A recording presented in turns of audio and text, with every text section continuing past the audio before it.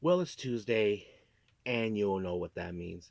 As you probably know, the last episode I mentioned that we're going to be reviewing Baka Gaijin and Friends. Well, we're going to do that. So there really is some good matches involved on this one. So we're going to go from A to Z on this one. And of course, NXT featured many matches. Of course, we have the NXT United North American Championship on the line. Sean Spears once again will make a play against the Don of NXT, Tony D'Angelo. But however, of course, there's been some concerns with D'Angelo due to the fact of the recent assault by Spears and his so-called family. So we will see how things will progress from here on out on that one. But first things first, we have two other reviews that we're going to be doing, and they're also the Yoshi Wrestling scene as well. The first one is Sendai Girls that happened back earlier this month on March 1st at the Sendai Pit. But the main event features, of course, Big Hash, Chihiro Hashimoto, and of course Manami teaming up to take on, of course, coming all the way from Stardom and former members of DDM, Natsupoi and Maika. So that's going to be a very interesting match to watch. And then of course we have Marigold. As you probably know, they begun the recent tour Spring Victory Series, and now we're in day 2 for that. So anything could happen on that as well. And then, of course, we will cap up our episode, as always, with some news updates to give you guys updates on what's been happening in the world of pro wrestling, such as what events the promotions are thrown out, who's booked, what matches are set, including developments that are happening in the world of pro wrestling as we speak. So, let's get ready for another episode of Deleted Wrestle Zone.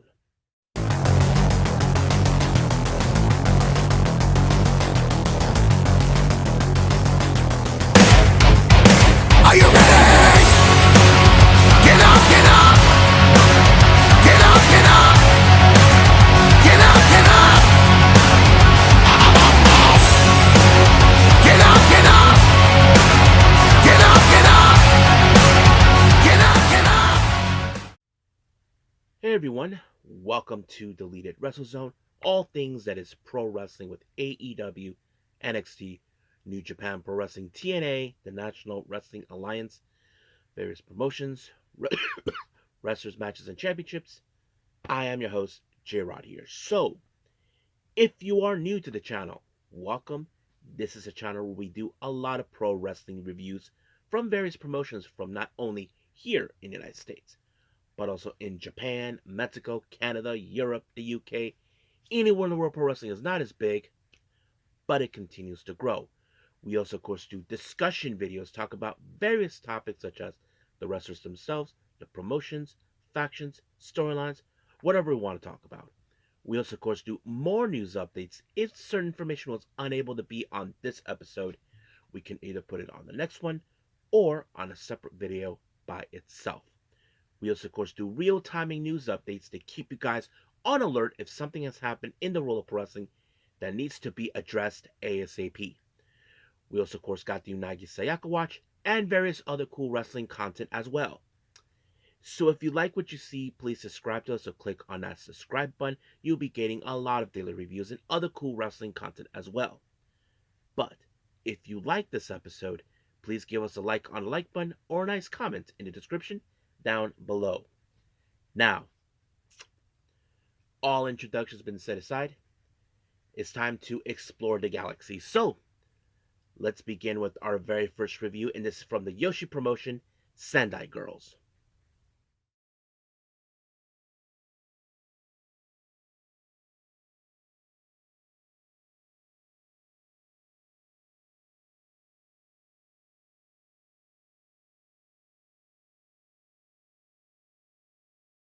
Okay, Sendai Girls. This is their much recent event. This took place early this month on March 1st at the Sendai Pit.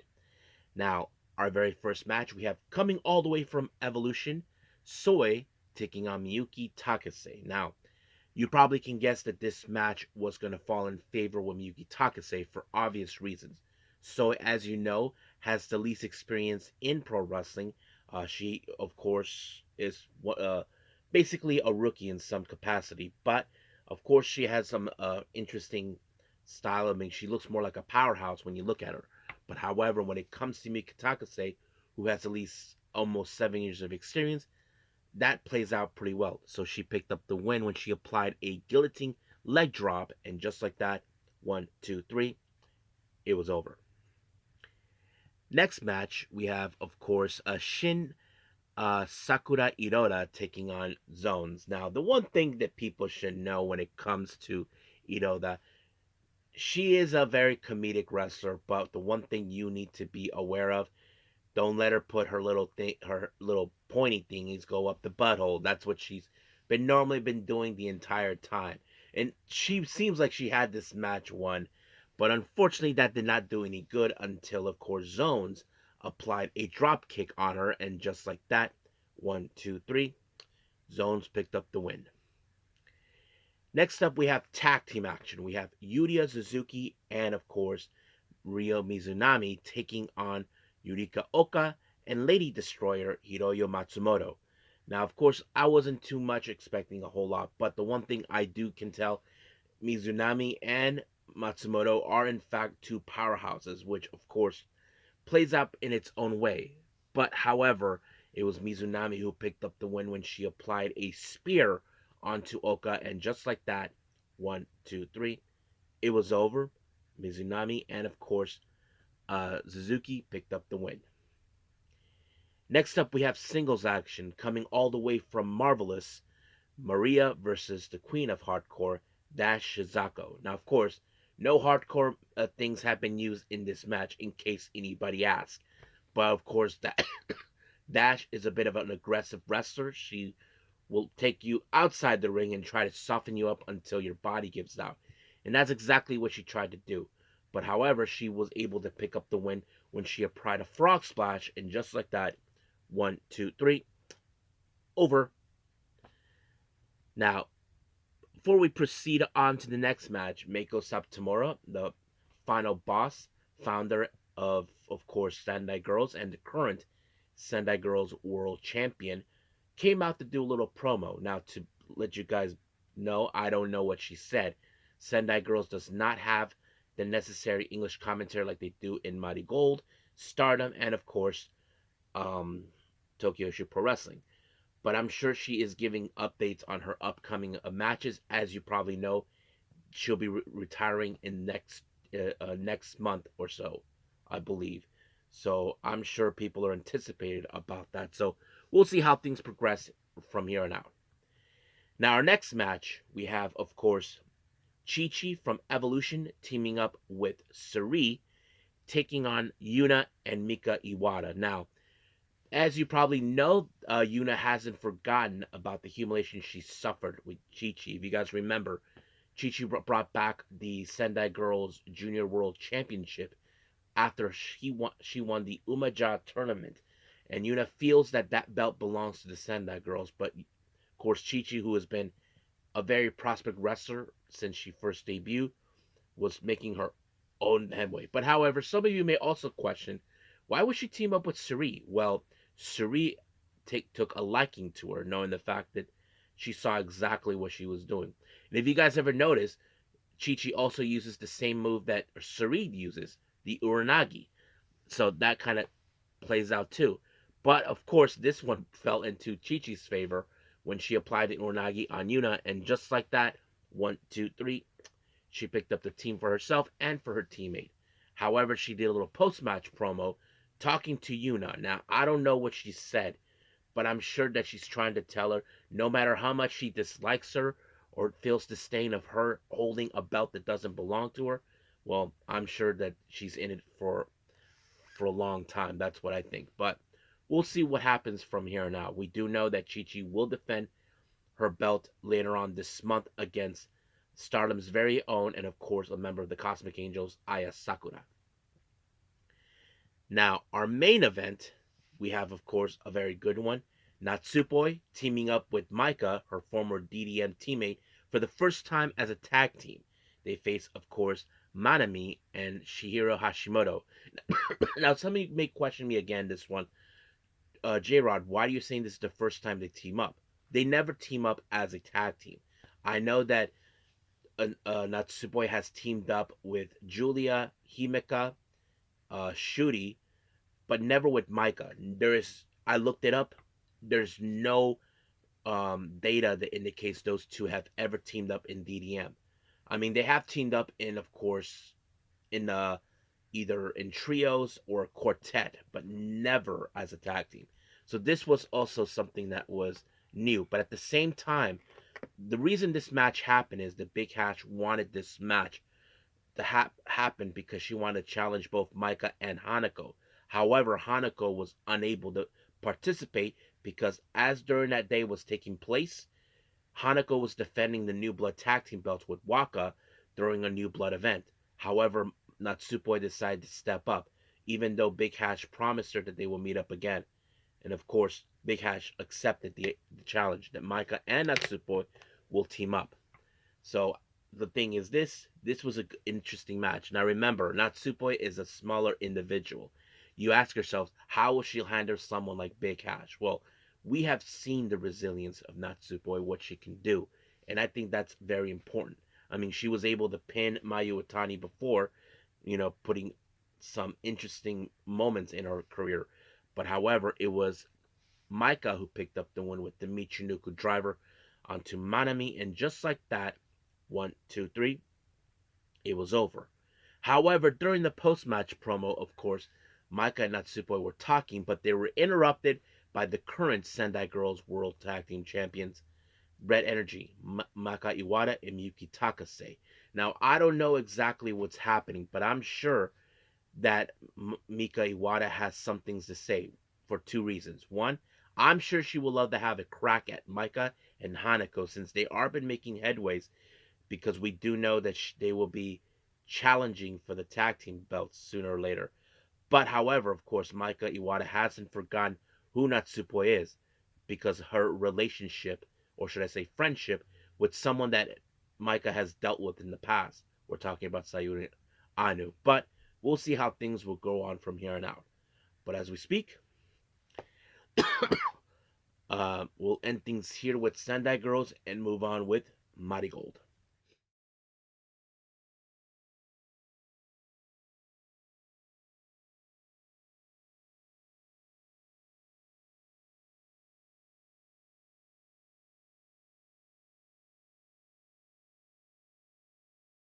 Okay, Marigold, day two of the Spring Victory Series. Now, this happened originally on the 2nd of March, but it was not uploaded on their Wrestle Universe site until the 4th of March.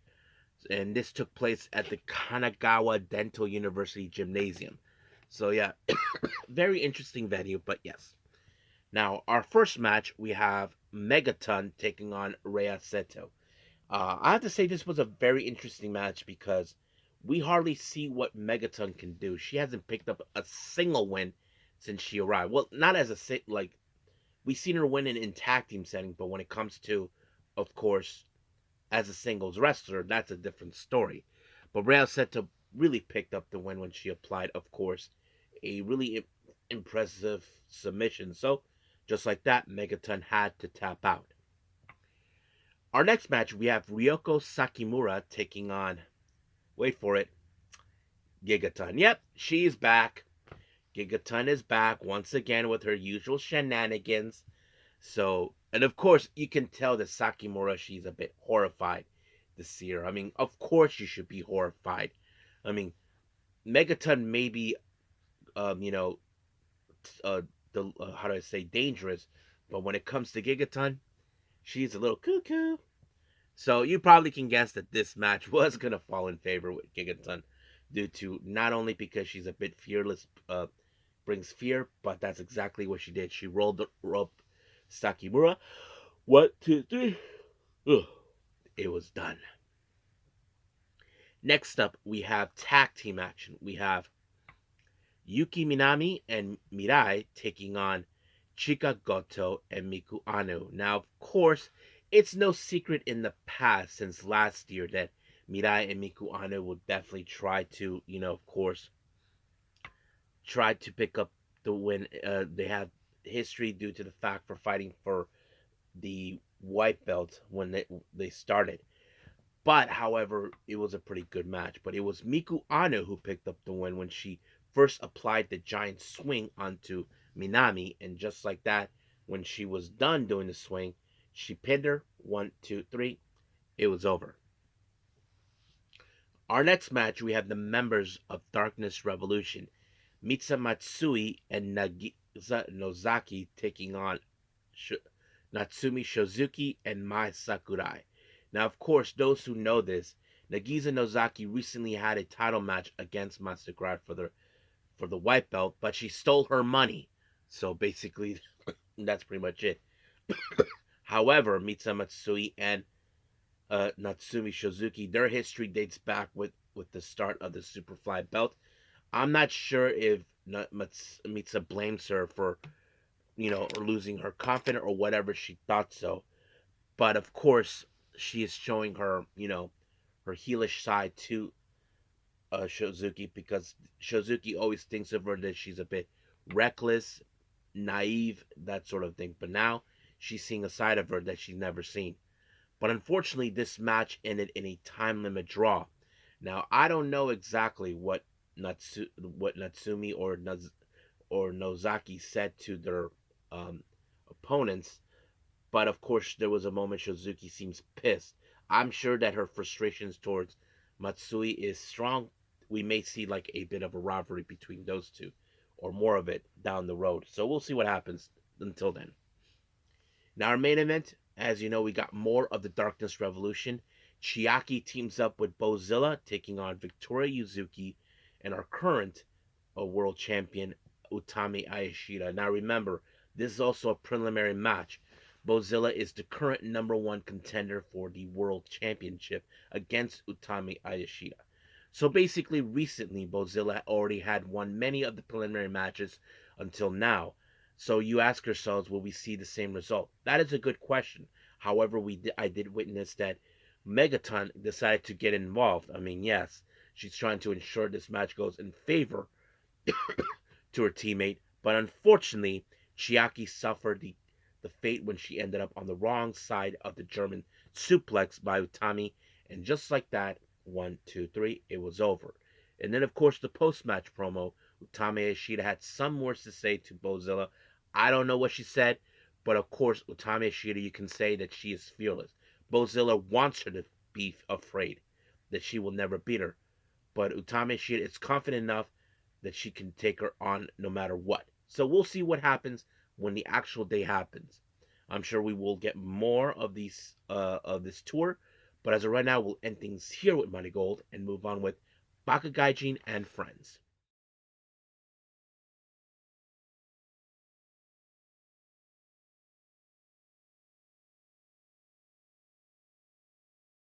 Okay, Baka Gaijin and Friends, Volume 20. This is their much recent event they just posted out. It just happened. If you guys haven't seen it, go on their YouTube channel and check it out. Now, for opening the show, of course, we have Shin Suzuki doing his usual thing. Of course, greeting the fans, giving the lowdown on the matches, the whole 9 yards. But let's get started with the first match. Our first match, we have the members of CDK, Masahiro Takanashi and Chris Brooks, taking on Romance Dawn. If you guys never heard of this team made headway in both Gambari Pro and DDT as well, consistent of Shota and of course Soma Takao. So basically, these guys reunite once again. But however, of course, Shota was being more aggressive in this match, even cussing out as well in English, not in Japanese, in case people ask. I mean, Mr. Haku did a fantastic job doing some English commentary, despite the fact being the only one doing his job. But however, it was Masa Takanashi that picked up the win when he pinned Shota, and just like that, 1, 2, 3, it was over. Our next match, we have Ram Kaicho taking on Hagane Shino. I thought this was a very interesting match. I mean, Hagane Shino, he is a very deadly wrestler. You know, he's like the one who keeps his composure. But Ram Kaicho, you know what she's capable of. She likes to stake out the finger, throw in some ninja stars, and not to mention throw in some, of course, ectoplasma. However, she did not use the ectoplasma or anything, but everything she did, she even tried to play out some some tactics in order to win, like faking it and then low blow. But however, Hagen Ashino was able to pick up the win when she countered Ram Kaicho the Magistral, and just like that, 1, 2, 3 is over. Of course, Ram Kaicho was a bit of shock, and of course, Hagen Ashino holding his nuts, knowing the fact that he got low blowed, he was doing pretty good. So that's how it ended. Our next match is another tag team action. We have Munetatsu Nakamura and King Takayuki Iwiki taking on Antonio Honda, and of course, Antonio Honda XL, portrayed by Mao from DDT. Now, of course, you probably ask yourself, okay, if Mao is dressed up like Antonio Honda, does that mean he has to do the same thing? No, duh, Sherlock. Of course he has to do it. You're playing a character. If it's like you're playing a movie, guys. Come on. If someone's doing a person that we know in history in life, you have to act like them no matter what. And of course, he had to do the same thing. He did the timeout, tell the story, then the fox to the ears. That's what he was doing. Of course, he has to do it. But however, it was Honda who picked up the win when he pinned Nakamura, and just like that, 1, 2, 3, it was over. Now, our next match, we have Mr. Bueno taking on, of course, the president of Evolution, Shuji Ishikawa. So, of course, Mr. Bueno is going to have a difficult challenge because Shuji Ishikawa, he's a big dude. Well, not that big, but he's a strong dude that he could definitely take you out. And that's exactly what he did when he applied a knee strike into the face of Mr. Bueno. And just like that, 1, 2, 3, it was over. Just like that. So yeah, so the show was pretty good. So if you guys haven't seen it, go on their YouTube channel and check it out. So right now we are done with Baka Gaijin and Friends. Let's move on with our last and final review, NXT.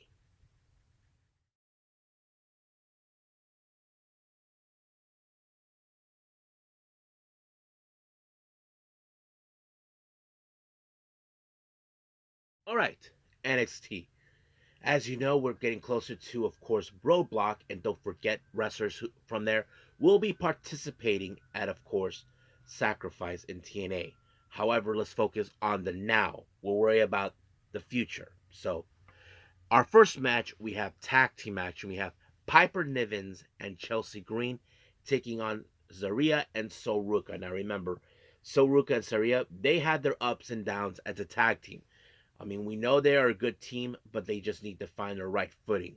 However, they had the contempt with Nivens and Green, and you probably ask yourselves, could they pull it off? Well, they did. Not to mention, Zarya used Soruka as a weapon, which was effective until, of course, Soruka applied the Soul Snatcher onto, of course, Chelsea Green, and just like that, 1, 2, 3, it was over. Now, General Manager Ava was in talks with Jordan Grace, the newest acquisition in NXT, talking about her match with Roxanne at Roadblock. But however, Cora Jade showed up, tried to get involved herself. As you probably can guess, Cora Jade tried to act like she thinks she's far more superior than her, but that wasn't enough. So basically, we did see those two later on in the match. So we'll get to that. Our next match, we have Jada Parker and Kalani Jordan once again. As you know, Jada Parker is feeling like she's being overlooked. Nobody paying attention how dominant she can be. Kalani Jordan has been unhinged ever since she lost the NXT Women's North American title. So she's been looking to get back of it. However, the things took a turn when Kalani Jordan accidentally missed her 450 onto Parker, and just like that, the hip knot by Parker, 1, 2, 3, it was done. However, during the post match, of course, uh, she made a statement saying she was telling Julia and Stephanie Vakir that she'll be watching their match at Roadblock, so she'll pay attention to that. Now, Trick Williams, as you know, has also been on Inch to deal with what's his name, Eddie Thorpe. But however, while he was talking with Ava, Kill Dixon and Uriah Faber are trying to help Ava to fix her office when those, let's call them, as I said last time, Shield 2.0 cause a ruckus. However, Trick Williams was not having it, so we will see, of course, Kill Dixon and Trick Williams take each other out. Now, we did see the Hardy Boys making their presence known, talking to the fan base.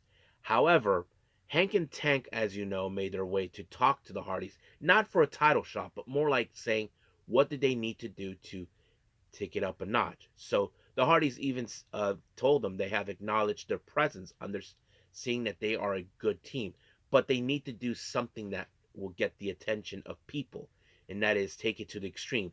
At first, they thought about the TLC stuff. They weren't talking about that. They were talking about taking risk, and that's exactly what they were trying to teach them. However, their little interaction was interrupted by, of course, Josh Briggs and Yoshiki Onimura, and of course, Inamura was saying, "We know what you're trying to do, guys. You're trying to persuade them for a tag team shot." And of course, Hank asked Tank, "Hey, Tank, are you thinking what I'm thinking?" "Yup." "Extreme!" So we saw a little brawl. And then as soon as they left, well, this is what Matt Hardy says: "Fraxium! I knew you would come." So they showed up. So of course, we know that those two teams will face each other at Roadblock for the TNA tag team title. So we'll see what happens until then. Now, our next match, we have Jordan Grace taking on Cora Jade. Now, from the very beginning, things were seem normal, but if you guys noticed during the picture-in-picture moment, Cora Jade seemed like she was injured. At first, they said it was a knee, but they clarified it wasn't. So the match was in fact given to Jordan Grace as the win. Now, as you know, this rivalry, or should I say this feud between both Ethan Page and Javon Evans continues on and on and on. Apparently, Ethan Page was saying, of how his transformation has made being soft, now being the aggressor. But Javon Evans is not going to back down from a guy like Ethan Page no matter what. Our next match, we have Kale Dixon versus Trick Williams. As you probably can call this one, is a squash match. Trick Williams took out Kale Dixon with the trick shot, and just like that, it was over. However, as you know, Trick Williams has his mindset to not end things with Eddie Thorpe. So Eddie Thorpe decided, let's take this to the NXT Underground. So we may have to see that. And I think this will be Trick Williams' first time to be involved. Now, we did see, of course, Roxanne Perez attack Jordan Grace. As you know, Roxanne Perez feels that someone like Jordan Grace shouldn't be on NXT or anywhere else in WWE. But, of course, Roxanne Perez will deal with her soon enough. Now, as you probably noticed throughout the entirety of the entire show, there was press conference for upcoming matches. But amongst them, of course, Ava was talking about some things until she was interrupted by Fallon Henley, who feeling disrespect that she did not get her rematch. But of course, Ava tried to deal with that another time, but she has her hands full. Now, Ricky Starks was making his way to the back. Rich Holland once again decides to try to say, "You don't belong here." Well, we'll see what happens. Then he runs into Spears and his so-called family. Now, our main event, the NXT North American Championship. Shawn Spears finally get what he wanted. He takes on the Don of NXT, Tony D'Angelo. However, as you probably know, Stacks has always been, as the underboss, he's concerned for, of course, the Don for his well-being, knowing that the last time he had to deal with Spears, he ended up injured. But of course, we have noticed that certain moments, Tony D'Angelo can hold it much as possible during his supposed back injury. But of course, at the moment, it just gave out. And just like that, Shawn Spears picked up the win by pinfall 1-2-3. Brand new NXT North American champion. However, of course, the Don Cass family decided to fight back, but it was just way too much. The Spears and his so-called family decided to cause mayhem. So we will see how things would with, of course, Spears beat. But as for Don, I'm sure Stacks is telling him that he needs to recover in order to regain what he lost or proceed something better. But we will see where that leads from there. So officially, we are done with NXT. Let's end our episode with some news updates.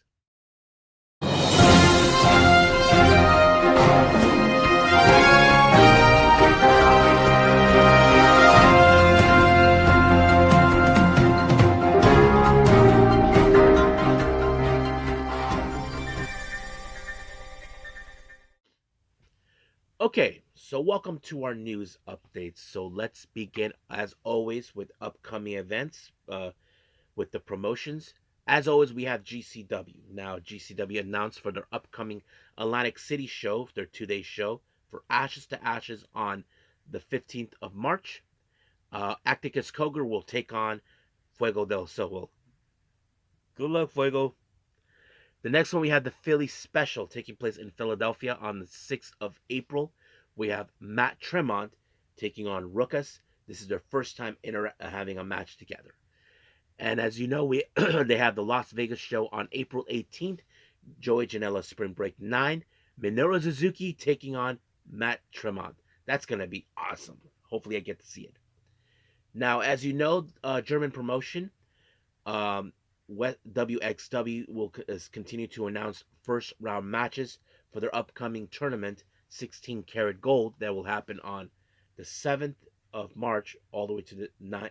However, for night 1, the first round match, they announced Masha Slamovich taking on Kara Noor. Now, as you probably know, Stardom will do the Cinderella tournament in a 3-day event. For the finals of the Cinderella tournament on the 15th in Ottawa, they just announced that in a press conference, the Wonder of Stardom Championship will be defended. Starlight Kid makes her second defense against someone who she is known as well. When they were once members of Oedo Tai, we're talking about Konami. So this is going to be an interesting challenge for them. TNA has announced that also on the March 15th in El Paso, well, Chavo Guerrero Jr. will be making his appearance, so it's interesting. I'm sure this is a day where they actually are taping TNA shows, so we'll see. On the 16th of March, Deadlock Pro Wrestling with their Forever event, Kenta will take on the franchise Titus Alexander, so that's going to be interesting. Mexican promotion based out of Tijuana, Mexico, right across from San Diego, The Crash, has announced that on the 21st of March, Evilise will be making her appearance. So that's going to be interesting as well. MLW with their Battle Riot 7 taking place on the 5th of April in LA. 2 more names have been added into the Battle Riot. Stingray, Paul Walter Hauser, and of course, one half of our current tag team champions, Okumura. And of course, it was announced that on that very day of Battle Riot, the MLW World Middleweight Championship will be defended. El Príncipe de Plata, or the Prince of Silver, Místico will defend his belt against Templario, so that's going to be interesting. Tokyo Pro Wrestling has announced for a match on the Las Vegas show on the 18th of April. Masha Slamovich will take on Miyu Watanabe. That's going to be a very interesting match. DDT has announced that also on the 18th of April for the Las Vegas show, 2 more names have been added. The Alpha Konosuke Takeshita has been added, and so is his former teammate Shumna Katsumura. So that's going to be cool. And then finally, this one is a very interesting one.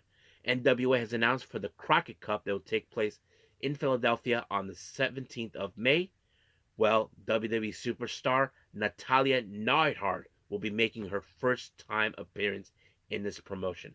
Now, I don't know if they're trying to build relationships with NWA. That is something unclear, but it's great to hear that she's going to be making her appearance there. So I think that's pretty much it with the upcoming events. Let's talk about, of course, developments. If you guys remember this wrestler named Kayla Rossi, she acted like a bodyguard to Joey Janela back in the AEW Dark days. She was like this physical muscle girl with tattoos.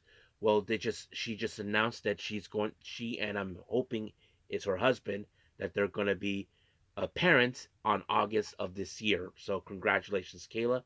Uh, can't wait to see what you're gonna be. I'm sure you'll be a great mom, and I'm sure uh, we'll see some good things from him. So congratulations. You may have heard this already, folks. Zak Knight, the brother of Sayuraya, PW Insider reports that he is no longer with AW since his contract expired recently. We haven't seen him much. I mean, I feel like they didn't do much with him like they did with Saraya, but yeah, just like that, it was over. And then finally, PPP Tokyo has announced had a video. They put a little statement or whatever conducted by Chanyota. Now, as you probably know, Chanyota is the only girl who is a homegrown from the PPP Tokyo, of course, promotion. However, she went out to say that she's recruiting female trainees, so they want to bring in more girls into the promotion, and she's going to be the one overseeing. And I have to say, I'm very interesting to hear this because I'm not saying she's a great wrestler or the best, but she's a wrestler who shown that she can step up in the ring, and not to mention because of her past, being involved in the adult films in Japan, she has taken things very different. I mean, people say, who gives a crap about that? Can she wrestle? And I have seen her. She can. She has grown up a lot, and I have to say, her boss, he, Kabuto actually is trusting her with this task, and I think is making the right investment on that, trusting someone who knows what she's doing. So we'll see what happens. Hopefully, they do recruit. I mean, they seem like they want to make themselves well established now because the promotion mostly gets wrestlers from freelancers mostly, but we'll see. And I think that's pretty much it. So let's just call it a day. Well, I hope everybody enjoys this episode. Coming up, as you probably know, we have AEW Dynamite. A lot of things could happen. We are getting closer now. This is the go home show before the upcoming pay per view Revolution. So anything could happen before then. Now, I haven't decided yet if there's any other events I want to, of course, review. Since Wednesday is normally it's going to be a little difficult because I got some errands to do, and of course, I got other things, some drumming to do. Yes, I'm a drummer, guys. So I don't know how things will turn out, but we'll just see. But if, like I said, if there's anything more information on Tam Nakano, as you know, about her, being in that no longer with Stardom, I'll let you guys know. If there's anything else, I'll let you guys know as well. But for right now, I'll see you guys in the next DWZ time, same DWZ channel. I must bid all of you adieu. So goodbye, and have a nice day. Bang!